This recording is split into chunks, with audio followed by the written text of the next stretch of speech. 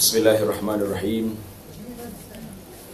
Alhamdulillahi Rabbil Alamin. Wassalatu wassalamu ala rasulihil amin, Nabiyyina Muhammad wa ala alihi wa sahbihi ajma'in, wa ba'd. Sambungan pelajaran kita dalam kitab Mukhtasar Minhajul Qasidin, ringkasan jalan mereka menuju kepada Allah. Alhamdulillah, kita telah sampai kepada bab yang ke-10. Bab yang ke-10, siri yang ke-11 dalam kuliah kita ni, siri yang ke-11. Kitab Adabil Kasbi wal Ma'aish. Kitab yang menyebut tentang adab-adab kerja dan kehidupan. Jadi saya namakan bab ini sebagai etika. Etika bekerja, pekerjaan, ataupun etika kepada ahli-ahli korporat dan juga usahawan Muslim. Kerana dia akan sebut di sini, dia tak sebut hukum hakam, halal haram, banyak mana, tapi dia lebih kepada adab. Kita sebagai seorang peniaga, sebagai seorang usahawan, apa yang boleh dan yang tak boleh, dan apa yang sepatutnya kita lakukan. Kelebihan dan cara muamalah yang betul serta yang berkaitan dengannya. Allah Subhanahu Wa Taala dengan hikmahnya yang tersembunyi telah menjadikan dunia ini sebagai tempat berusaha dan bekerja, sama ada untuk kehidupan dunia ataupun akhirat. Disebut dengan nama mazra'ah, ladang. Jadi ladang kita ni untuk nak hidup atas dunia pun kena ladang. Kena ada makanan. Untuk nak mati nanti pun kena ada persiapan. Kami kemukakan di sini adab-adab berhubung dengan perniagaan dan perusahaan serta keperluan kerja dan sebab-sebabnya. Jadi kalau kita nak ringkaskan tajuk dia, etika kerja. Jadi macam lebih pada hari integriti juga ni. Faslun fi fadlil kasbi wal hassi alaih. Fasal pada menyebut tentang dorongan supaya bekerja dan kelebihan bekerja. Jadi alhamdulillah kita hari ini boleh katakan semua orang ni bekerja, tak ada orang tak kerja dah. Qala Allah Ta'ala wa ja'alna an-nahara ma'asha. Dan kami telah jadikan siang dengan cahaya terangnya masa untuk mencari rezeki. Surah An-Naba ayat 11. Dalam ayat ini Allah Ta'ala menyebut waktu siang untuk mencari rezeki sebagai mempamerkan anugerah nikmatnya. Jadi ini dipanggil asal fitrah manusia, siang hari untuk bekerja. Tapi mari zaman kita hari ini fitrah telah rusak. Siang orang tidur, malam bekerja. Dia pakai shift, dia panggil shift.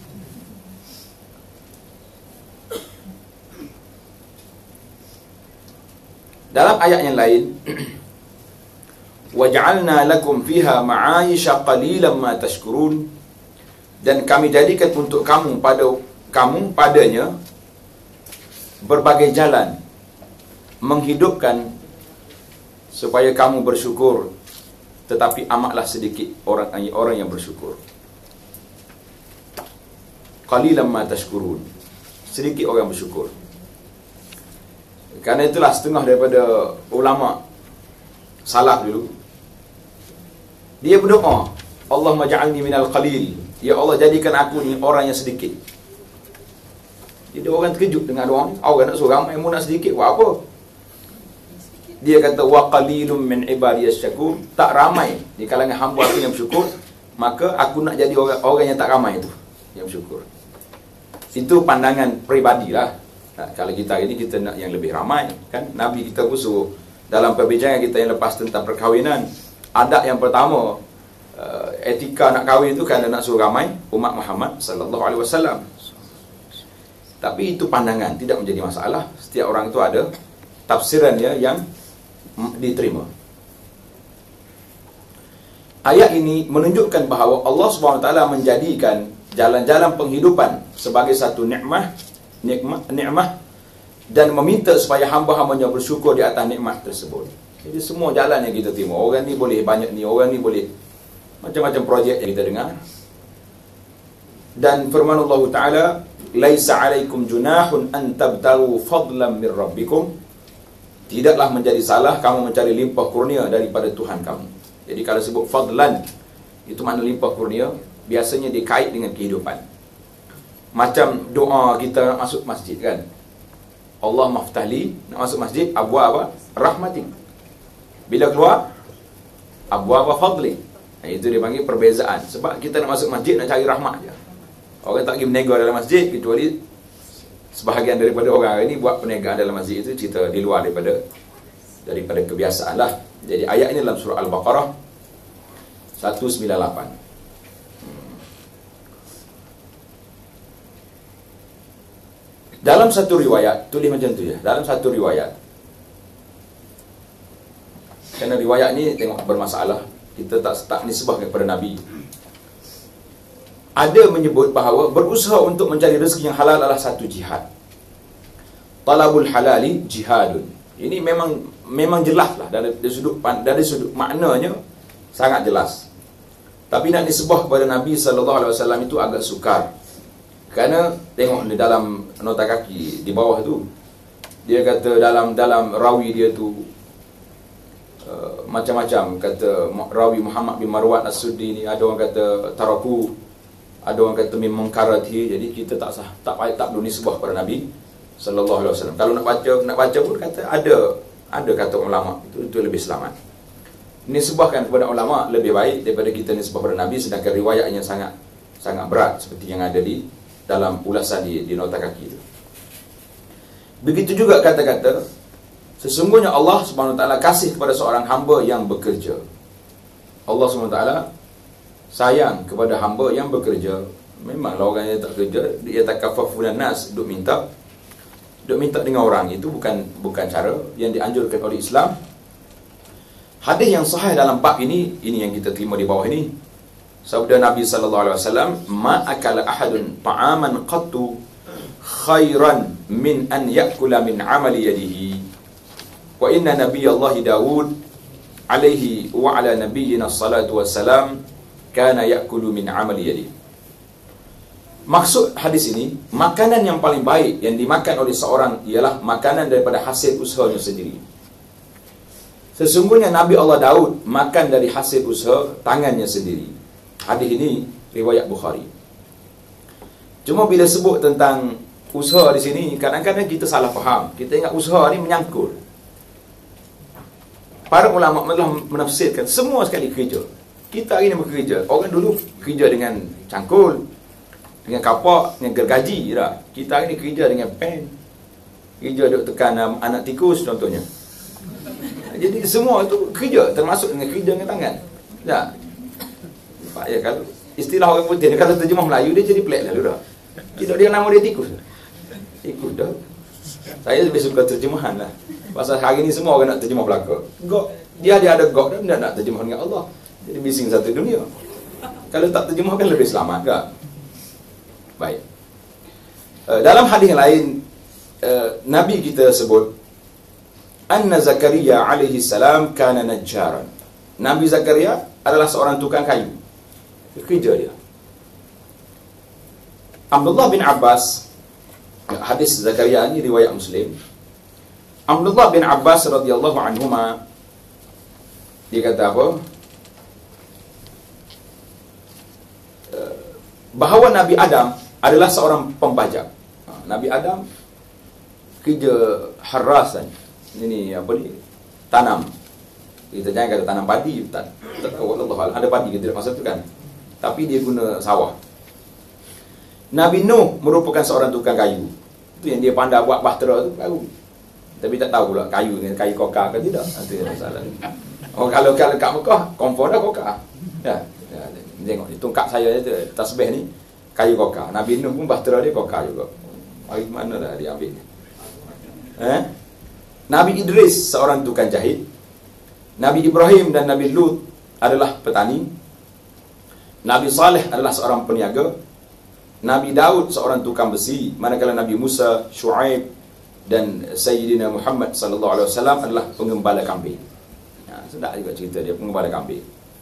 Majalah Al-Ustaz, dia buat satu isu fake berinteraksi dengan hayawan. Cantik.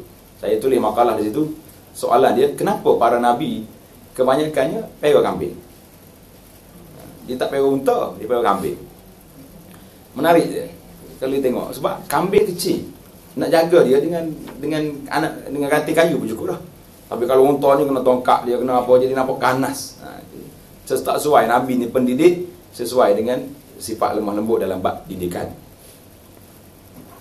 Diriwayatkan dalam asar bahawa Luqmanul Hakim, seorang yang bijak, seorang yang hebat, yang nama disebut dalam Quran, tapi para ulama mengatakan Luqman ini tidak nabi, telah berkata kepada anaknya, wahai anakku, bantulah diri kamu dengan bekerja mencari rezeki yang halal. Sesungguhnya apabila seorang itu bergantung atau berhajat kepada orang lain, dia akan ditimpa dengan 3 perkara. Ini menarik. Kalau ada anak-anak kita nak jadi penganggur kat rumah tu, balik cerita Luqman ni, besar kan, letak kat dia, letak tampar kat pintu dia. Yang pertama, jadi orang bergantung dengan orang lain ni akan ditimpa 3 perkara. Yang pertama, iaitulah tipis agamanya. Subhanallah. Agama jadi tak kuat sebab kadang-kadang dia terpaksa kena akur kepada kehendak orang. Lemah akalnya, tak apa mikir sendiri, bukan kira duk minta derma je.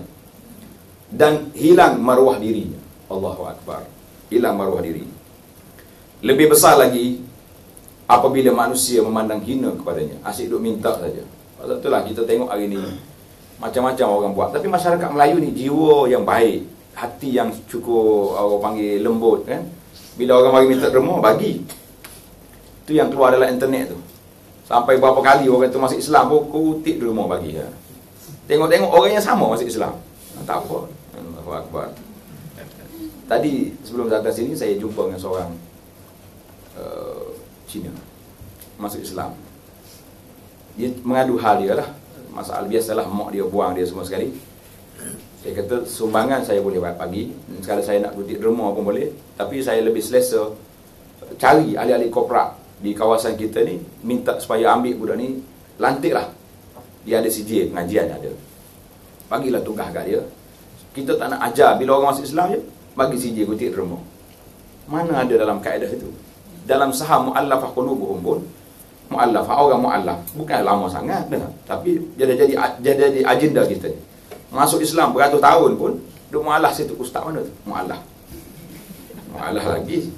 Kawan tu habis dah, habis pengajian dah ustaz dah. Boleh naik taraf tuan guru dah dia tu. Mu'allaf juga. Ya Allah, hak Melayu ni tak reti baca Fatihah pun tak apa. Jadi ini nasihat Luqman ni menarik. Jangan minta, kerana dia akan jadi kehinaan.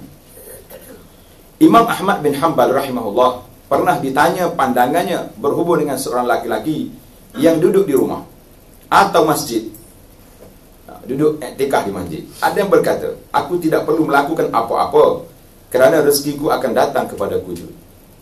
Dia belajar hadis 40 hari kan, yang Allah Ta'ala tulis dalam perut mak rezekinya. Dia kata, Tuhan dah tulis dah, kalau aku kerja pun lagu tu juga.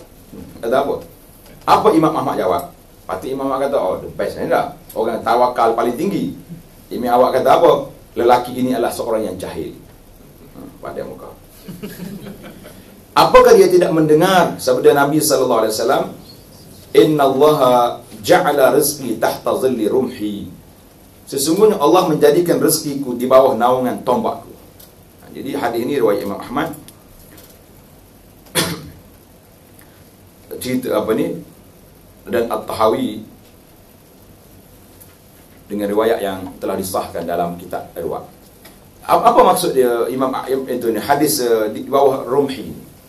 Apakah Nabi asyik duk itulah? Maksudnya biasa orang pemburu hayawan ni dia guna tombak. Mana rezeki aku di bawah tombak aku. Aksinya dia bekerja, pergi tangkap hayawan, pergi apa. Jadi kadang-kadang kita duk mikir, ni kira nak bunuh orang je ni. Jangan jadi teroris macam tu kita. Juga sabda Nabi sallallahu alaihi wasallam ketika menyebut tentang keadaan burung. Nah, dipanggil tawakal yang paling tinggi darjatnya, iaitulah tawakal burung. Burung dikata apa? Nabi kata, kalau kamu ni tawakal betul-betul, nasya Allah Ta'ala akan buka pintu rezeki pada kita sebagaimana burung taghdu khimasan wa taruhu bitanan. Keluar waktu pagi dalam keadaan perut kosong dan pulang pada waktu petang dalam keadaan kenyang. Mana ada burung menganggur? Tak ada dah. Burung minta sedekah ada? Tak ada juga. Yang kita buat hal, ambil burung tak dalam sangkar, lepas tu tak bagi makan. Itu masalah kita. Jadi kena beli majalah Al-Ustaz tu, cantik. Perbincangan tentang interaksi dengan hayawan. Kita ingat hayawan ni kita je dah. Para sahabat radhiyallahu anhum berniaga di daratan, di lautan dan bekerja di ladang-ladang kurma mereka. Sewajarnya lah kita mencontohi mereka. Jadi orang dulu, para sahabat, orang yang hebat di zaman dulu pun bekerja, kita juga kena bekerja. Abu Sulaiman Ad-Darani rahimahullah, seorang ulama yang hebat. Setengah orang panggil ahli tasawuf, kita panggil ulama dari sudut akhlak. Apa dia kata? Pada pandangan kami, ibadat bukannya dengan membetulkan kedua kaki kamu bersembahyang dalam keadaan orang lain letih kerana melayani keperluan kamu. Kita duduk solat je, orang lain kena hantar makanan. Contoh. Tetapi mulakanlah beribadat dengan membuat roti untuk makanan kamu. Buat makanan dulu dan kemudian beribadatlah. Sekiranya ada yang berkata, bukankah Abu Darda pernah berkata, aku telah mengusahakan perniagaan dan di waktu yang sama mahu beribadat, tetapi aku tidak mampu melakukannya serentak. Lalu aku memilih untuk beribadat. Sedap juga hujah ahli ibadat ni. Dia hujah dengan kata-kata Abu Darda radhiyallahu anhu, seorang sahabat. Jadi Abu Darda kata tak boleh nak gabung ni antara dua, tak boleh. Jawabnya, ini jawapan dia. Kami yang menyarankan supaya berniaga bukanlah dengan maksud semata-mata berniaga mendapatkan keuntungan dan menimbunkannya, tetapi ia bertujuan menjadikannya tidak berhajat dan meminta dari orang lain serta mencukupi keperluan keluarganya dan membelanjakan yang lebih darinya kepada saudara-saudaranya lain. Sekiranya maksud perniagaan itu untuk mengumpulkan harta dan megah-megah dengannya, ialah suatu yang tercela. Jadi kita, maksudnya kita pergi beribadat, walaupun kita bekerja, kadang-kadang tak sempat nak banyakkan ibadat sunat, tapi benda sunnah lain dapat kita hidupkan dengan duit yang kita ada, dengan perbelanjaan yang, keuangan yang kita dapat. Hendaklah usaha atau kerja kamu itu merangkumi 4 perkara. Ini dipanggil etika. Tulis kat tepi itu. Etika bekerja. Mesti ada 4 asas yang kita kena ada. Yang pertama, bekerja secara sah. Ini kena belajar. Yang kedua, adil, maknanya tidak zalim. Yang ketiga, ihsan. Yang keempat, mengambil berat terhadap agama. 4 perkara. Kita bahas satu-satu syarat-syarat dia. Bagus juga ni, dia panggil belajar jual beli. Kita hari ni, Masya Allah, kita bagi lesen kepada orang untuk jual beli, kita tak ajar dia bagaimana adat-adat Islam dalam bab ini. Tapi kalau kita nak suruh orang ambil lesen kereta, kena ada pula kredit berapa jam dah kursus. Nak kahwin berapa jam kursus? 2 hari. 2 hari. Lesen kereta? 8 jam. 20 jam. Nak berniaga? Tak ada jam. Itu je problem kita. Patut orang nak berniaga ni ajar. Jangan menipu, jangan ni. Barulah saya ingat lebih harmoni lah daripada yang ada hari ni. Baik, yang pertama, dilakukan secara sah. As-sihah maknanya secara betul. Akad jual beli yang sah mestilah terdiri daripada 3 rukun, iaitu orang yang berakad. Orang yang berakad dipanggil aqid, orang yang nak jual. Dan barang yang dilakukan akad, benda yang dijual, ma'qudun alaih, dan lafaz kita nak kata aku jual, aku beli itu. Yang pertama, orang yang berakad. Peniaga tidak boleh berurus niaga dengan orang gila, kerana dia tidak mukallaf dan tidak sah jual belinya. Begitu juga dengan seorang yang perlu kepada keizinan orang lain, seperti seorang hamba. Tidak sah bermuamalah dengannya sehinggalah dia mendapat keizinan berbuat demikian. Jadi hamba ni tak ada lagi, tapi kita kena belajar. Kerana kita masih lagi menaruh harapan yang tinggi, iaitulah bahawa Islam ini akan kembali memerintah dunia ini. Semalam kita mula belajar satu kitab baru di Masjid Tun Abdul Aziz, orang panggil Masjid Bulat, pagi Sabtu, pukul 12 tengah hari. Kita bincang buku yang baru, tajuk dia Nihayatul Alam, berakhirnya dunia ini. Buku terjemahan ada. Jadi timbul isu, kenapa bincang alamat kiamat ni, apa faedah? Banyak faedah rupanya, ada dekat 10 faedah daripada belajar alamat kiamat. Kita nak tahu benda ni, bukan sekadar nak tahu je. Nak tahu je itu dia. Baca buku cerita boleh, tapi pengajaran daripada peristiwa yang berlaku. Itu menarik. Jadi kena tengok. Jadi hamba ni bukan satu mitos, satu benda history yang berlalu, dan dia akan berulang, insya-Allah.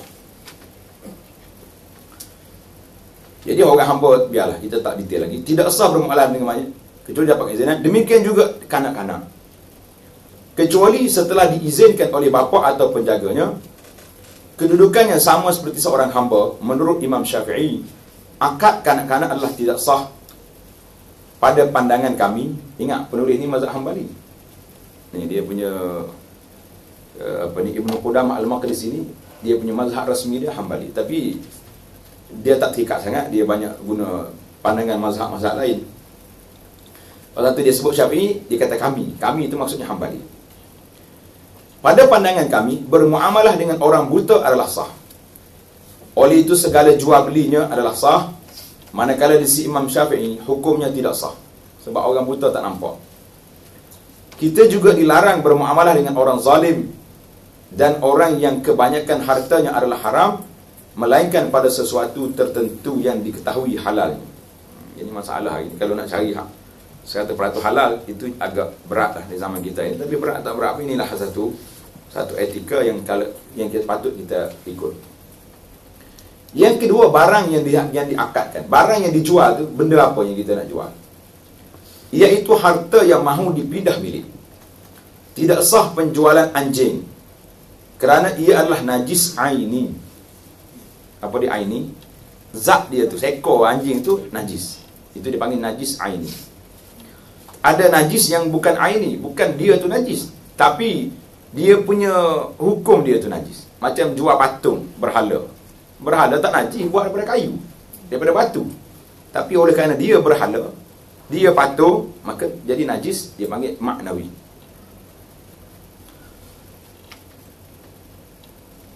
Manakala bagal, kenal bagal? Ya, keldai tu ada sebelah dia. Keldai tu himar, bahasa Arab kata keldai himar. Bagal ni himar nikah dengan kuda. Keluar bagal. Pasal tu orang masyarakat Melayu setengah dia kata, kalau orang Melayu nikah dengan orang Cina, anak dia bagal, dia kata. Sebab nikah campur. Bahasa apa nikah campur ni? Orang putih kata apa nikah campur? Mixed marriage. Ni bagal ni. Ni bagal. Bagal dengan keldai, walaupun tak boleh dimakan, hukumnya adalah harus. Sama ada kita berpendapat kedua-dua binatang yang suci atau najis, boleh, pasal digunakan. Berbeza dengan anjing, dia aini dia, zat dia tu sendiri. Tidak sah jual beli serangga. Buat apa serangga? Hari ni macam-macam. Kalau nak baca kitab ni, banyak kita tak sah ni. Orang jual pacak, ada lintah, ada apa lagi tu, cacing. Banyak benda. Ni duk tangkap hak naik atas pokok dia pula, apa nama? Pokok apa nama?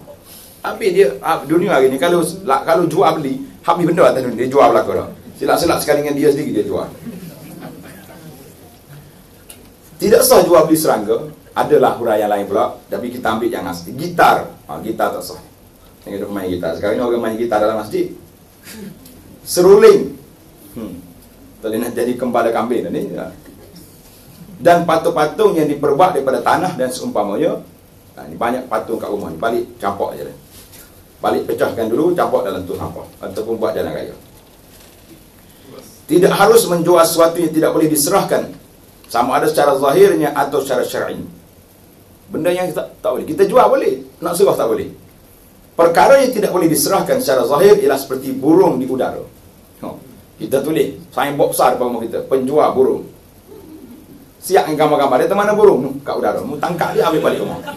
Ini tak sah ni je.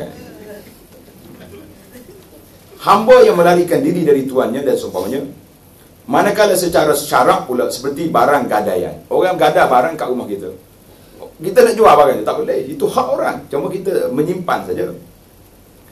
Menjual seorang ibu hamba tanpa anak kecil, ibu dua anak, kita nak jual mak saja, anak tak boleh pisah. Atau anak kecil tanpa ibu. Hari ni banyak ni, dia tak jual, dia bagi dengan orang. Kita pergi kalau hospital, kalau nak anak pergi hospital. Saya ramai kawan-kawan kita ni, yang doktor dia cerita, anak angkat dia ni, laku betul, beranak je. Adalah orang daftar nak ambil anak. Apakah dia tidak termasuk dalam memisahkan anak dengan ibu dalam isu ni? Nak jual tak sah tu. Maka di syarak ialah dilarang. Yang ketiga, lafaz, iaitulah ijab dan kabul. Yang ijab dan kabul bukan dalam bab kahwin saja, dalam bab jual beli pun ada ijab dan ada kabulnya.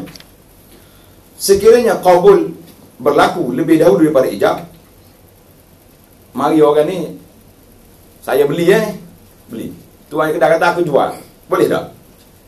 Tidak sah menurut satu riwayat dalam mazhab dia. Satu riwayat yang lain menyebut hukumnya sah, sama ada dengan menggunakan lafaz madhi, mana lafaz yang lepas memberi makna perbuatan yang telah berlaku, macam lafaz madhi dengan mana bi'tu, maka aku jual dah, atau itu dia cakap. Atau dengan lafaz talak, lafaz minta. Sekiranya jual beli berlaku secara menghulur tanpa lafaz, hukumnya adalah sah menurut zahir pendapat Imam Ahmad. Dia panggil hulur ni, dia panggil bai'ul mu'atah. Bai'ul mu'atah ni kita beri, orang tu hantar mari. Apakah dia perlu juga kepada akad? Biasa kalau kita pergi di kampung lah, di supermarket tak berlaku dah benda ni. Beli ikan ke, beli apa pun, RM1 je. Saya beli, saya jual, saya beli. Isu yang tadi sesak dah tu, tukar akad dengan kabul. Manakala kita, saya beli benda ni, penjual saya jual, sah itu. Walaupun bertukar, siapa dulu. Mungkin dalam bab jual beli berbeza sikit dengan dalam bab kahwin. Kalau kahwin, mari anak menantu dia, saya terima lah nikahnya. Pak tu akad, bapak mertua belum kata aku nikah lagi lah, tak jadi tu. Menikah, mu terima apa? Nikah dengan siapa lah, tak boleh. Dia kena jawab bagi pihak orang yang telah akad tadi. Tapi dalam bab jual beli boleh tukar. Saya beli, penjual kata okey saya jual, boleh. Tapi dalam bab mu'atah, dia itulah dalam bab benda-benda yang kecil. Macam kita beli biskut, beli apa tu, dia bagi duit RM5, dia bagi itu sudah dikira jual walaupun tak kata. Tapi kalau makcik tu kata jawab je lah, saya belilah makcik, ambil hati dia, sombong budak-budak zaman sekarang. Orang akak jual beli pun tak nak jawab kan. Tapi dia sudah hukumnya sah. Al-Qadi Abu Ya'la, dia kalau sebut qadi dalam mazhab Hambali, dia panggil Al-Qadi, itu dia pergi pada Abu Ya'la. Abu Ya'la kata tidak sah jual beli seumpama itu, melainkan jika melibatkan barang-barang yang sedikit. Jadi bai'ul mu'atah ni kalau benda kecil, tak apa. Inilah pendapat yang lebih sesuai dan mendatangkan maslahah. Dengan itu jual beli secara hulur menghulur itu hanyalah melibatkan barang-barang yang sedikit dan kurang berharga disebabkan adat kebiasaan yang berlaku begitu. Biasanya orang beli macam tu dah. Secara waraknya, ini masalah warak ni orang panggil lebih teliti, lebih berhati-hati. Seseorang tidak seharusnya meninggalkan ijab dan qabul ketika berjual beli untuk mengelakkan daripada timbul sebarang kekeliruan, kerana berlaku perselisihan pendapat antara ulama dalam hal yang tersebut. Itu dalam sudut akad ni, zaman kita hari ni telah dibahaskan oleh ulama semasa dalam bab akad. Kalau tuan-tuan nak tengok yang lebih detail sikit, tengok dalam rakaman yang saya mengajar kitab Fiqh Manhaji jilid yang ke-6. Semuanya dalam bab muamalah. Jilid yang ke-6. kita bahaskan tentang akad zaman moden. Zaman moden ini orang tak kata dah, saya akad lah ni, saya beli, kecuali ada setengah-setengah bank dah. Kalau nak beli kereta kat, kebetulan yang kan itu perempuan Cina pula, dia pergi panggil Melayu mana-mana mai di sini ni. So nak anak akad. Jadi para ulama mengatakan kalau akad dengan tangan pun sudah memadai, bila kita baca semua perjanjian ni tanda tangan, itu dia dikira sah dari sudut ulama zaman moden ini mengatakan perjanjian itu sudah dikira. Sebab sudah ada di situ. Bahkan dia lebih kuat daripada dengan mulut. Orang dengar hilang. Tapi tulis ada tak? Lebih lekat di situ lagi. Setengah tepat tu kalau yang besar-besar sangat, lepas kita tanda tangan tu, dia serih pula dengan apa benda? Dakwat apa benda ni? Gam ke apa? Dia seal lah tu. Takut kita boleh tambah-tambah lagi kan. Allah SWT juga telah memberi amaran keras berhubung dengan riba. Ini penyakit berat. Oleh itu adalah berjaga-jaga supaya tidak terjebak dengan muamalah yang berasaskan riba. Jadi riba terbahagi kepada dua. Dia sebut dengan nama ribal fadli, ribal tambahan. Apa ada tambahan? Kita berhutang 1,000 bayar 1,200. Itu tambahan. Ataupun jual beli emas tentunya. Emas 1 gram bayar dengan 5 gram. Itu lebih. Satu lagi dipanggil riba an-nasi'ah, riba tangguh. Riba tangguh ni beli cara berhutang. Oleh kerana awak nak berhutang barang ini, duit ni contohnya kita beli 100,000, maka dah bayar dalam masa 3 tahun, dia jadi 140,000. Itu dia panggil riba an-nasi'ah. Riba gandaan naik dengan sebab tertangguhnya bayaran. Seseorang itu sewajarnya mengetahui berkenaan dengannya dan semua muamalah serta sistem yang berasaskan riba. Di samping itu, perlu diketahui juga berkenaan syarat-syarat jual salam, jual tempahan. Hari ini banyak kita jual tempahan. Orang jual tempah tapi tak cukup syarat. Dia syarat tempahan yang diterima dalam Islam, iaitulah salah satu daripada dua ni mesti berlaku. Bila kita order barang tak sampai lagi kan, tapi kita kena bayar duit dulu. Hari ni dua-dua tak ada. Tempah je, barang tak ada, duit pun tak ada. Itu tidak sah. Jadi banyak isu yang timbul hari ni, dia panggil bai'ud daini bid-dain. Jual hutang dengan hutang. Kita pergi ke bank nak beli satu benda, bank kata harga dia 100,000. Baik. Buat perjanjian tanpa bayaran apa-apa, maka itu dikira jual hutang dengan hutang. Kita berhutang dengan dia tanpa bayaran. Dia berhutang dengan kita, barang belum diserah. Maka itu tidak sah menurut majoriti ulama. Banyaklah kalau nak baca bab ni. Nanti lepas ni kita bincang bab riba pula secara khusus insya-Allah. Masalah sewaan, mudharabah, syarikat dan lain-lain, segala proses yang berkaitan dengan jual beli tidak akan terlepas daripada akad-akad yang tersebut. Memang banyak lagi. Itu perkara yang pertama. Mestilah jual beli ini patuh syariah, sah.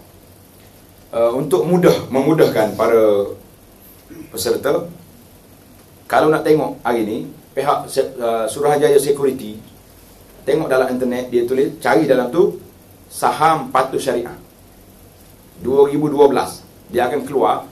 Saya tengok minggu lepas, dia dah keluar yang paling baru, update yang paling barunya November 2012. Dia keluar semua saham yang patuh syariah, yang tak patuh. Jadi kita tengok, kalau yang tak patuh tu, besok pergi tarik balik. Saya tak nak lagi, sebab itulah tanda kita bertaubat kepada Allah Ta'ala. Kita tarik balik semua tempat-tempat yang kita berniaga yang tidak patuh syariah. Kalau tidak, bermakna kita masih lagi dengan keadaan yang tersebut. Perkara yang kedua, dia sebut al-adalah. Al-adalah, iaitulah berlaku adil. Al-adalah atau al-adlu. Seorang yang bermuamalah, berjual beli, buat akad kontrak apa ni, perlu berlaku adil dan menjauhi perbuatan zalim atau mengenai orang lain. Yang dimaksudkan dengan zalim ialah suatu tindakan yang memudaratkan orang lain. Kemudaratan tersebut terbahagi kepada dua, iaitu yang bersifat umum dan bersifat khusus. Jadi mudarat dalam bab zalim pada orang ni bukan pukul dengan tangan je, bukan penampak je. Dalam bab jual beli zalim. Kemudaratan yang bersifat umum ialah seperti jual beli secara ihtikar. Apa makna ihtikar? Monopoli. Iaitu membeli barangan dengan banyak untuk disimpan dengan tujuan memanipulasi harga ketika orang ramai memerlukannya nanti. Kalau tempat kita ni kan, minyak tak cukup dah. Sorok barang, ini sorok dah ni, monopoli. Kawalan, barang kawalan ni, minyak tak ada, gula tak cukup. Ini perbuatannya haram. Syarak melarangnya kerana ia boleh menyebabkan harga barangan tersebut melambung tinggi dan menyusahkan orang ramai untuk mendapatkan makanan harian mereka. Jadi perbuatan ini perbuatannya haram. Masalah orang jom buat tu, dia tak belajar pula fiqh ni. Gambaran bentuk ikhtiar pula. Apa dia ikhtiar? Ialah membeli gandum dengan jumlah yang banyak untuk disimpan. Ihtikar. Bentuk ihtikar, bentuk monopoli tadi, beli gandum untuk simpan dan menunggu harga barang tersebut naik untuk dijual semula di pasaran. Jika dia menyimpan barangan untuk keperluan dirinya, ia tidak termasuk dalam perkara ini. Nampaknya mana keperluan diri dah. Begitu juga jika dia beli barangan yang banyak di pasaran tetapi tidak menyusahkan orang ramai untuk mendapatkannya. Mana kita beli 2-3 lori, banyak lagi yang ada, tak menyebabkan naik harga. Jadi tidaklah dilarang. Umumnya makruh berniaga makanan keperluan harian dalam keadaan tidak dikawal harganya kerana ia adalah keperluan asasi manusia. Manakala kemudaratan yang tadi umum, disebut di sini monopoli. Secara khusus pula ialah seperti menceritakan kebaikan dan keelokan sesuatu barangan sedangkan ia indah khabar dari rupa. Ini banyak ni. Allah buka oleh radio kak, ini makanan sunnah. Lalu bab makannya sunnah. Hak ni 7-10 dalam satu dah. Makan dia tak sakit dah. Macam-macam kempen. Silap-silap kalau tanya orang kempen tu, dia sendiri pun tak minum ubat tu. Itu masalah tu. Saya tengok budak-budak jual minyak habatus sauda. Habatus sauda ni tak sedap minyak dia. Kalau kita minum tak guna kapsul ni, pakai minum dengan sudu, memang tak sakit kok. Dia kempen kuat ni. Habatus sauda sifat mingkul lidah ni kecuali mati je pun dia. Kata mu duk jual, baca hadis-hadis, minum ke tak? Dia kata tak minum. Kata mu ni termasuk dalam kumpulan ni juga ni. Kumpulan duduk kelentung orang. Apa ni? Menceritakan kebaikan dan keelekan suatu barangan sedangkan ia indah khabar dari rupa. Ataupun menyembunyikan kekurangan dan kecacatan yang ada pada barangan tersebut, ini boleh memudaratkan pembeli itu sendiri. Sabda Nabi sallallahu alaihi wasallam, "Man ghasyana falaysa minna." Siapa yang menipu kami, maknanya menipu umat ini, maka dia bukan daripada kalangan umat Islam. Hadis ini riwayat Imam Muslim. Hukum menipu dalam jual beli adalah haram. Begitu juga dalam sektor perusahaan. Kilang ke apa benda, kita buat benda yang tak baik. Hari ni kalau kita tengok, kita nak beli barang elektrik, mesti cari yang ada cok sirin. Sirin tak? Tapi dia orang kata cok tipu juga cok. Balik mari pasang je dua tak sempat berapa kali pasang ada mati dah.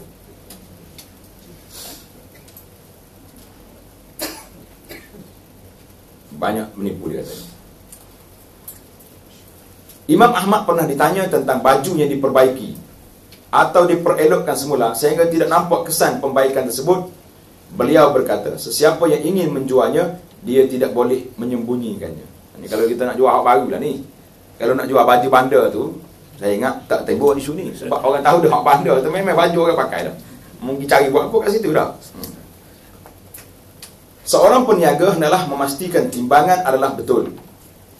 Dia hanya dapat berbuat demikian dengan melebihkan sedikit timbangan ketika menjual dan mengurangkannya apabila membeli.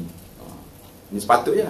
Kalau kita jual, kita lebihkan. Bila kita beli, tak apa orang kurangkan sikit. Apabila dia menimbang makanan ternakan yang bercampur dengan tanah untuk dijual, dia termasuk dalam golongan mutaffif. Mutaffif yang menipu dalam timbangan dan sukatan. Hari ini macam-macam lah dia bubuh. Letak batu dalam tu pun ada. Demikian juga penjual daging yang mencampurkannya dengan tulang sekiranya pada kebiasaannya ia dijual secara perasingan, dan tidak bercampur. Kalau beli daging sajalah. Tapi kalau beli tulang, memanglah daging itu bonus. Nah, tu orang setengah berhenti kedai daging, nak beli tulang kaki biasa tak? Dia apa? Cik, lebih dah sikit daging. Dia tahu beli tulang, bukan beli daging. Kita lah masyarakat kita ni, bila kita makan makanan, tak ingat kawan-kawan kita. Sedangkan Nabi pesan, jangan buat kotor dengan tulang-tulang, sebab dia makanan saudara kamu di kalangan jin. Jin makan tulang. Jadi kita pun bertarah jin juga dah sama sekarang ni, makan sekali ni. Sekali dengan tulang-tulang dia makan. Hari ni tulang dimakan. Tahu tak macam mana orang makan tulang? Ha? Tu yang kita duk makan, aiskrim apa, gelatin ni panggil. Buat daripada apa? Tak pernah tanya. Buat daripada tulang. Saya pergi melawat negara China. Sahabat kita nama Daud, orang Islam Cina, muda lagi. Dia punya kilang berapa juta, dia punya kilang. Dia nak buat gelatin halal. Dia tempoh semua tulang-tulang di slaughter, di ubah sembelih orang Islam di kawasan China ni, semua diangkut dengan lori bawa ke situ. Weh, rupanya kita ni lebih kurang dengan jin kat makan ni. Dah lah isak-asak sekali dengan jin dah. Ya, makan tulang pula. Jin pun pening sama model ni. Dia habis makanan aku pun.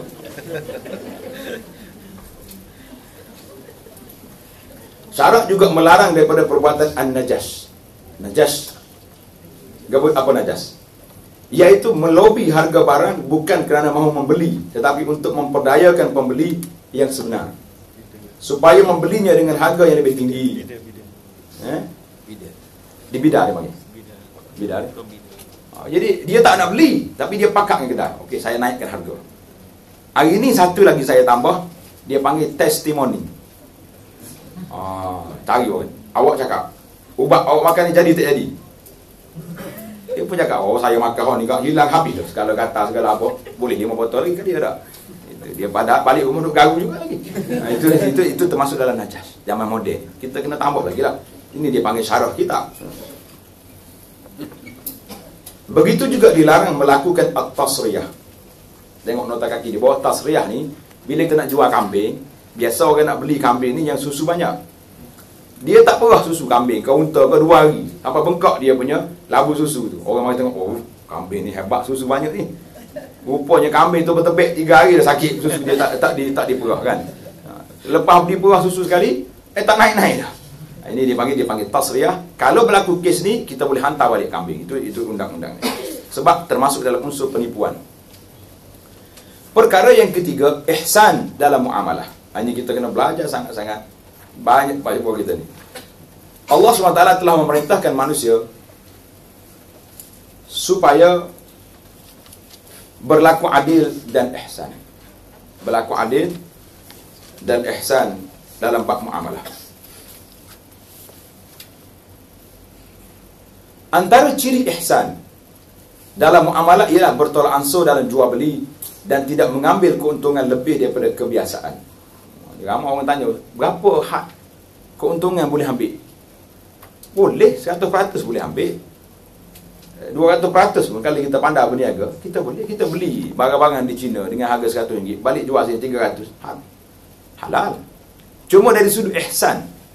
Itu ihsan yang satu sifat, satu etika, satu akhlak dia panggil. Pada asasnya, mengambil keuntungan adalah dibenarkan oleh Islam kerana tujuan jual beli ialah untuk mendapat keuntungan. Walau bagaimanapun keuntungan tersebut seharusnya munasabah dan tidak melampau. Sekiranya pembeli tetap mahu membeli dengan harga yang lebih tinggi kerana terlalu suka dan berhajat, sewajarnya penjual menolak dan tidak menerima lebihan tersebut. Ini termasuk dalam erti kata ihsan dan dalam jual beli. Jadi harga dia 200. Sebab dia ni semangat sangat nak ni, tak apa aku bayar 200.5 pun. Kata ambil 200 cukup lah. Itu harga dia. Kenapa nak bayar lebih pula? Ini dia panggil tanggungjawab.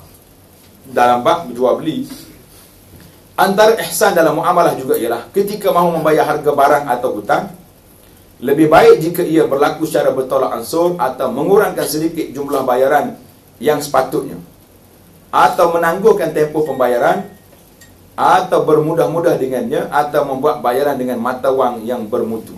Jadi kalau orang hutang kita 1,000, waktu dia nak bayar tu, kan tak apalah, bayar 900.5 lah. sedekah $50. Kau nak minta lebih lagi. Ataupun kita bagi hadiah, dia kali bagi hanya kau bagi hadiah. Tanpa janji. Kalau janji lain cerita. Ihsan juga berlaku apabila penjual menerima tawaran harga sebagaimana ditawarkan oleh pembeli.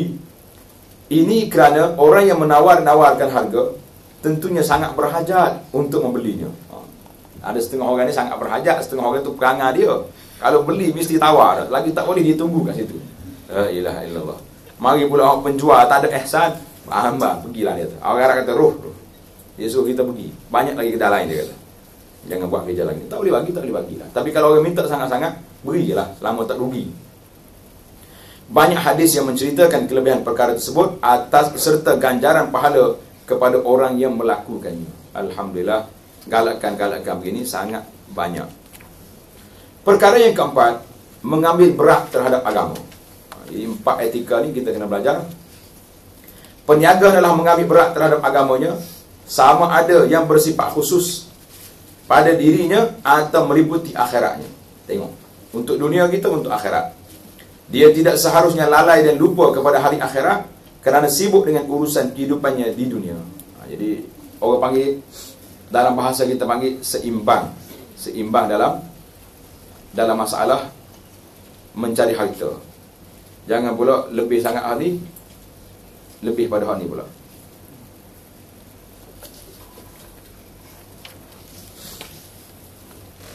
Dia tidak seharusnya lalai, bahkan dia sepatutnya lebih mengambil berat terhadap agamanya. Mengambil berat terhadap agama akan terlaksana dengan menyempurnakan 6 perkara. Tanda betul-betul dalam 4 etika jual beli ni. Yang pertama sekali, husnun niyyah fit tijarah. Berniat baik dalam perniagaan. Tujuan kita nak berniaga ni apa? Dia adalah berniat untuk memelihara dirinya daripada meminta-minta daripada orang ramai. Aku berniaga, aku kerja ni kerana tak nak minta dengan orang, nak cari rezeki yang baik. Menahan diri daripada sifat tamakkan hak orang lain dan bertanggungjawab menanggung sara hidup keluarganya supaya dia termasuk di kalangan mereka yang berjihad. Dia sebut, dia kata ulama tadi, talabul halali faridatun, ataupun menuntut yang halal itu menjadi satu kefarduan, satu jihad dalam kehidupan. Dia juga adalah berniat memberi nasihat dan kebaikan kepada orang Islam yang lain. Jadi para jemaah, kita kena ingatlah bila sebut masalah, kita dah sebut perniagaan ni, apa benda yang kita buat lah, bisnes yang kita buat. Buka kedai komputer ke, buka kedai butik ke, buka apa benda yang kita buka, kita kena niat ini yang kita nak. Sama juga, jangan dia kata aku tak berniaga, benda-benda begini. Termasuk buka pejabat sendiri pun. Kadang-kadang kita takut ni, dia panggil pejabat konsultan apa benda. Cakap 2-3 patah minta 4-5 ribu. Itu berat sangat juga. Benda yang boleh dikurangkan, kuranglah. Orang mari tu orang berhajat dengan kita. Apa benda yang nak letak sampai 4-5 ribu? Allahu Akbar. Saya cukup malu hari ni. Bila orang ajak ceramah, dia tanya selalu, paksa, berapa ustaz nak? Dia kata, kenapa? Konsultan lain semua ada harga belaka. Saya kata, tu orang lain. Jadi dia jadi macam satu, kita berat sangat. Bukan dalam agama saja, apa-apa benda pun. Keluar surat sekeping nak 500 tentu. Perniagaan yang kedua, adab yang kedua, perniagaan atau perusahaan yang diusahakannya itu hendaklah bertujuan melaksanakan salah satu daripada tuntutan fardu kifayah. Hari ini saya cakap terus terang, fardu kifayah umat Islam belum terlaksana. Terlaksana ke tidak? Tak terlaksana. Balik kat dapur nanti, tengah hari ni nak masak nasi, cuba cek berapa barang yang kita makan hari ni yang dibuat dengan tangan orang Islam. Berapa barang? Berah mungkin ada. Tak tahu lagi kalau berah mari alik siang. Siang pula buat. Masak ambil ikan. Ikan okey lah, nelayan pergi ke laut. Ambil garam, cak siapa? Banyakkannya tulisan 4 segi. Kenapa tulisan macam 4 segi? Itu yang ada. Jadi tak ada. Tulisan Jawi tak banyak. Allahu Akbar. Kita nak makan pun tak apa cukup lagi. Sekiranya ditinggalkan perniagaan atau industri tersebut, kehidupan manusia lain akan menjadi sempit dan susah.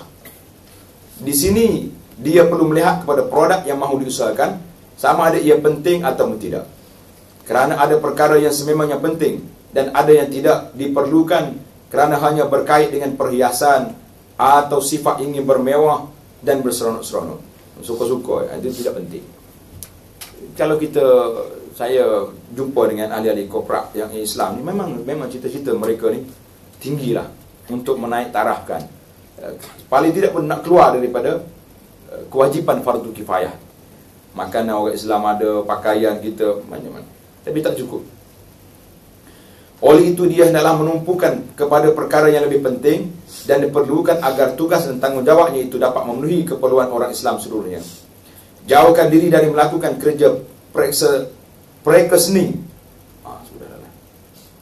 dan objek, apanya, mengukir patung-patung ni, jangan. Mengukir, menghiaskan bangunan dengan kapur putih, dan membuat peralatan perhiasan. Hukum kesemua perkara ini adalah makruh. Yang buat sanilah, yang buat patung yang orang sembah itu haram. Yang ni, yang buat perhiasan bangunan, pergi duk tulis sana sini, lorek sana sini, itu dia panggil makruh, sebab dia tu lebih daripada keperluan. Hak perlunya bangunan. Yang tulisan-tulisan itu tambahan. Antara kerja maksiat, ni kerja maksiat yang tak boleh buat, ialah menjahit pakaian sutera bagi lelaki. Sebab lelaki tak boleh pakai sutera. Sutera yang safi dia panggil, yang tulis. Macam sutera yang dikeluar oleh ulat dia tu. Bahasa Arab panggil qaz, ulat sutera. Tengok dah ulat dia. Tak lagi. Nanti kita buat package pergi melawat Beijing sekali tak? Lagi? Kita pergi baru sedap ceramah sikit tak? Kalau nak tengok dalam, saya tulis pengalaman melawat Cina dalam blog Abu Anas tu, saya dah cerita. Di antara tempat kita melawat, kilang sutera di Beijing. Itu wajib, bukan sekat sunat. Kalau pergi, wajib kena pergi. Jadi budak-budak yang penjual ni, anak-anak Cina sungguh. Bukan Cina sini, Cina-Cina. Boleh cakap Melayu lebih baik daripada Cina kita. Cina yang beranak di Malaysia, yang satu Malaysia ni, duk main lu gua tak tahu apa dah. Hak ni, tidak, saya, anda. Kata kemah dia. Saya tanya, berapa lama you sudah belajar bahasa Malaysia? Dia kata 8 bulan di Universiti Beijing. Lebih baik daripada anak Cina yang beranak di Malaysia. Hebat dia lagi. Tak, biarlah cerita tu. Dia nak ceritanya, bila dia camping, kita suruh beli kain sutera. Dia kata, saya mana boleh pakai? Orang Islam, lelaki, men tak boleh pakai sutera. Oh, dia camping, kita suruh beli kain cadar. Dia kata, orang Malaysia banyak beli ni. Dia kata, orang Malaysia tu orang Islam ke orang... Dia kata, orang Malaysia lah, tak tahu Islam apa, dia tahu Malaysia. Jadi, kalau beli kain sutera dipakai, maka kita tidur di atas laknat Allah Azza wa Jalla. Orang lelaki-lelaki tak boleh pakai sutera. Termasuklah buat tilam, buat bantal, buat kain selimut, tak boleh berlaku. Kalau orang perempuan, itu dibenarkan. Boleh buat sutera, boleh buat pakaian, boleh buat. Ada setengah pandangan tak boleh buat. Boleh pakai, tak boleh lapik tidur. Tapi yang sahihnya, Imam Nawawi kata, boleh pakai. Jadi, timbullah perbincangan. Nak dengar cerita kedok ni? Perbincangan, macam mana kalau isteri beli kain sutera, suami nak tidur macam mana? Takkanlah sebelah-sebelah. Awak sutera, saya tidur tanguni. Macam mana? Allah, banyaklah perbahasan hari tu. Isu ni sama dengan isu seorang pelajar, suami kahwin dengan isteri yang hafal Quran. Macam mana dia duduk tu? Ini kena cerita kat lain ni, tak sesuai. Baik, cerita sutera lagi lah. Habis cerita sutera ni. Jadi bekerja buat sutera tak boleh untuk laki-laki. Antara kerja yang makruh pula ialah menjual daging. Allah. Kerana boleh membawa kepada keras hati. Maka daging banyak ni hati keras. Sebab duk sembelih ni maksud keras, bukan keras hati maknanya derhaka lah. Orang yang boleh sembelih benda-benda ni, orang yang lembut hati ke orang kena keras hati. Itu dia main keras hati. Hari-hari dia sembelih, prank, kawan tu duk menangis ke, duk tak ada rasa apa-apa dia, relax je maksudnya, kan. Demikian juga tukang bekam, tukang sapu dan tukang samak, kerana penglibatan langsung dengan najis. Kalau ada kerja lain lah, kalau tak ada, buatlah ni pun tidak jadi haram. Dia tidak kata benda itu haram. Seseorang itu juga tidak harus mengambil upah kerana mengajar Quran. Ini beratlah kita ni. Buka kelas Quran, tahfiz Quran. Apa lagi tu? Kiraati apa benda, banyak lah kan. Macam mana dia kata ni? Kita tengok perbahasan di bawah sikit. Serta dalam perkara ibadah dan fardu kifayah. Fardu kifayah lain, mengajar orang, ceramah. Tengok nombor 1 ni, dalam nota kaki di bawah dia kata, ulama berselisih pendapat berkenaan mengambil upah kerana mengajar Quran. Pendapat di sisi jumhur ulama, antaranya Imam Syafi'i, Malik, Ahmad dan Abu Thawr, hukumnya adalah harus. Manakala pendapat Imam Abu Hanifah, hukumnya adalah makruh. Lihat huraian Al-Qurtubi dalam tafsirnya ketika menafsirkan ayat 41. Jadi cerita ni panjang. Yang mengatakan harus itu, iaitulah cerita sahabat yang pergi satu kampung, nak minta nak jadi tetamu. Orang kampung ni tak bagi, bakhil dia, tak mahu terima tamu. Kamu tidur je tepi pacak kemah itu, tidur je. Tengah malam, ketua dia punya bos kampung ni, penghulu dia ni, kena gigit ke hayawan. Kena sengat. Dia pun sakit lah, cari ubat tak jumpa, bomo tak jadi. Akhir kali dia kata, pergi tanya tu, orang duduk dalam kemah tu, kok dia pandai. Pergi tanya dalam kemah, dia kata boleh dengan syarat. Syarat apa? Kamu kena bagi kandang kambing kat kami. Dia pun buat jual mahal lah. Kalau jadi tamu tadi free je. Jadi dia pergi, dia baca Al-Fatihah, tiup kaki kawan tu, sembuh. Jadi dia bawa balik kambing, tarik balik Madinah. Dia kata jangan sembelih lagi. Pergi tanya Nabi SAW. Jadi Rasulullah kata, mana kambing lagi ada? Bagi aku setengah. Jadi itu Nabi kita membenarkan perbuatan sedemikian. Dan banyak lagi lah cerita. Yang pentingnya, masalah ini masalah yang perlu diperbahaskan. Kalau kita upah, ambil gaji mengajar. Kalaulah guru ni tak ambil gaji mengajar, dia terpaksa kena pergi bekerja. Bila dia pergi kerja, macam mana murid nak belajar? Oleh kerana dia telah berhenti semua kerja-kerja lain, dia hanya kerja mengajar, kuliah, maka berhaklah juga dia mendapat hasil daripada kerja yang disebut itu boleh. Cuma dibahaskan panjang tentang istijar. Macam bila ada orang mati, kita sewa orang untuk baca Quran khas hantar kepada orang mati. Itu dibahas panjang oleh para ulama, termasuk dalam perkara yang dilarang, kerana ibadat itu termasuk dalam benda yang mesti ikhlas. Orang tu tak mari baca Quran kalau tak ada bayaran. Jadi kita bahas panjang dalam bab pahala nanti. Yang ketiga, adab yang ketiga, dalam kesibukan di pasar dunia, janganlah dia terhalang dari memasuki pasar akhirat. Ingat, nak pergi pasar dunia, akhirat jangan lupa. Pasar akhirat tu apa benda? Masjid. Oleh itu pada awal pagi, sebelum tiba waktu pergi ke pasar, dia seharusnya komitmen dengan amalan dan wirid untuk akhirat. Ingat, kita pegawai ke apa, staf ke apa, ahli perniagaan, subuh berjamaah di masjid, zikir waktu pagi jangan lupa. Saya jumpa seorang hebat orang ni. Dia hafal Quran. Dia kata, saya ustaz, saya tak akan keluar pergi ke pejabat kecuali setelah saya murajaah Quran 2 juzuk pagi-pagi. Dia hafal Quran. Saya kata, hebat awak ni. Kita tengok dia, Masya Allah, dengan gedung perniagaan yang hebat, tapi Quran dalam kepala dia. Dia selesaikan hak dia, zikir pagi, baca Quran, baru keluar pergi pejabat. Kita ni, yang tak pergi mana-mana pun, tak baca juga. Peniaga yang soleh di kalangan ulama salaf telah memperuntukkan masa di awal dan di penghujung siang untuk amal akhiratnya. Allah. Awal pagi untuk akhirat dulu, dan juga di akhir malam untuk akhirat. Maknanya petangnya balik semula ke rumah dia. Antara kedua masa tersebut digunakan untuk perniagaan. Ini orang berniaga ni pukul 8 pagi sampai pukul 6 petang cukup. Apabila mendengar azan zuhur dan asar, mereka meninggalkan semua aktiviti perniagaan untuk menunaikan kewajipan sembahyang. Kalau kita boleh jadi hak ni, alhamdulillah. Kena boleh lah, jangan kata tak boleh. Orang lain boleh, takkan kita tak boleh kan? Yang keberapa tu? Jadi dia orang ni pagi, ramai ulama-ulama besar, ahli perniagaan. Macam cerita Imam Abu Hanifah rahimahullah, dia tak mahu jadi pegang jawatan kerajaan sebab dia takut fitnah, sampai dipukul. Dia berniaga. Tak ada apa, dia berniaga. Saya nak bakar berniaga. Lepas pada dia lantik jadi khalifah, bawa lagi nak pergi jual. Orang kata tak lah, tak boleh, mu kena duduk di pejabat, jaga masalah umat.